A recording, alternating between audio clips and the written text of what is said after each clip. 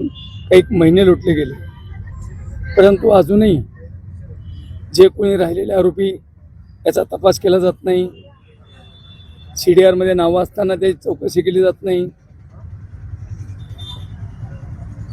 मृत्यू झाला, खून झाला, हे तर सगळ्या महाराष्ट्राने बघितलं. प्रकरण घडलं गेलं त्यावेळी त्याच्या आजूबाजूच्या लोकांना कोणी फोन केले त्याची चौकशी व्हायला पाहिजे.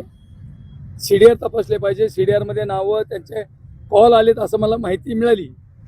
परंतु सत्यता बघून जर खरं ते असेल तर राज्याच्या मुख्यमंत्र्यांनी याच्यात लक्ष घातलं पाहिजे. मुख्यमंत्र्याला आवाहन करेन, तुम्ही सुद्धा कुणाला पाठीशी घालू नका. जे कोणी असतील आरोपी त्याला गुन्ह्यात घ्या.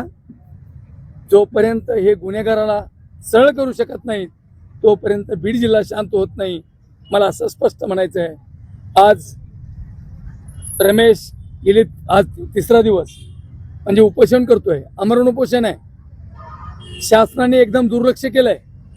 मी राज्याच्या मुख्यमंत्र्याला आवाहन करेन, मुख्यमंत्री महोदय, एक जणाचा एक तरुण भाऊ 22-23 वर्षाचा जो भविष्यामध्ये एखादा अधिकारी झाला असता, एखादा राजकीय पुढारी झाला असता, त्याचं भविष्य संपलेलं आहे आणि त्याच्याकडे जर दुर्लक्ष होत असेल तर मला वाटतं हे चुकीचं आहे. मी सरकारला आवाहन करेन, इथल्या संबंधित SP ला मी आवाहन करेन, SP साहेब या गुन्ह्याकडे लक्ष द्या. नसता वेळ आली तर महाराष्ट्र पेटायला वेळ लागणार नाही आणि पुन्हा मग आहे तीच वेळ, पुन्हा रस्त्यावर लागेल, पुन्हा आंदोलन होतील, पुन्हा मोर्चे होतील.